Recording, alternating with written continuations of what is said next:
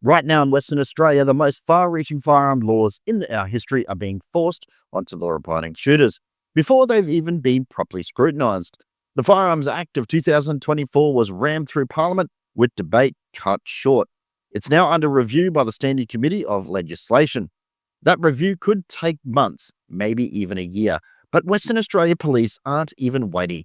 They're enforcing it anyway. That means fines, confiscations, licensing chaos. Shooters have been told to requalify for licenses that they've held for decades.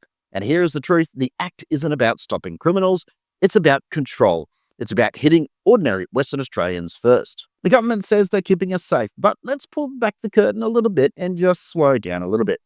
They claim that they have taken 90,000 guns off the street. Sounds really terrifying, right? Until you actually realize those firearms were already locked in safes, owned by licensed shooters, and never on the streets in the first place. They claim that Western Australia is just following the National Firearms Agreement. Absolute garbage. No other state has capped the number of firearms like this. No other state has forced shooters into buying explosive-grade safes.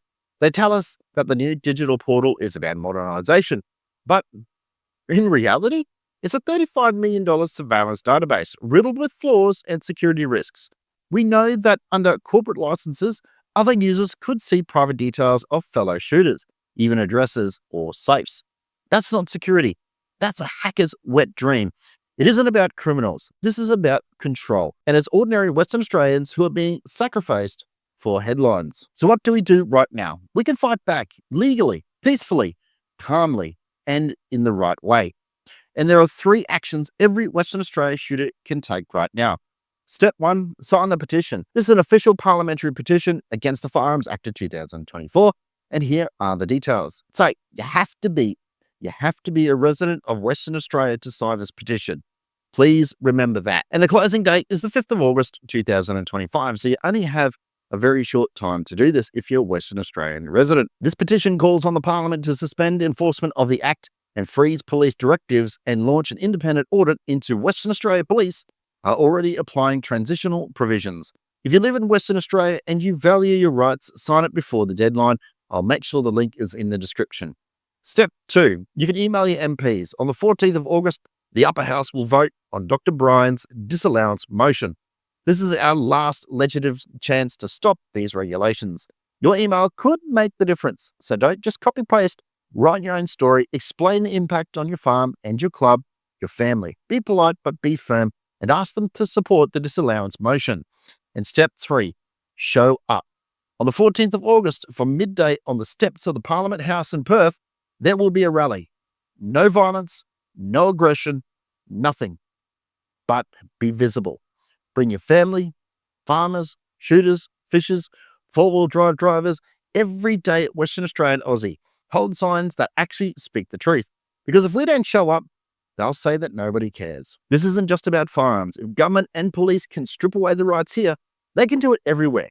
Farmers are already being squeezed. Access to the national parks are being cut off. Fishing grounds restricted. Four-wheel drive tracks being shut down. Even free speech is under pressure. The Firearms Act sets a precedent. It hands unelected police the power to make regulations that operate as law, with no real oversight. That's not democracy. That is textbook definition of a police state. So let's just break it down real quick again. If this act stays in place, you will be forced to buy new safes at huge expenses. You'll lose access to firearms you legally already own for years, and farmers will lose the ability to manage pests.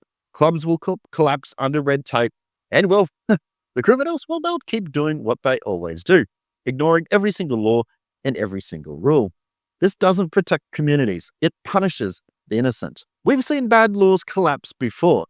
Western Australians have stood up, and it has happened before. And we can do it again, but only if we act. So here's the plan. Sign the petition before the 5th of August, email your MPs and demand that they support the disallowance motion, and be at Parliament House on the 14th of August from midday. Western Australia is the testing ground. And if they get away with it here, Western Australia is just the testing ground. And if they get away with this here, the rest of Australia is next. Don't make this mistake of thinking that this is just Western Australia's problem, because bad laws never stop at the border. They spread.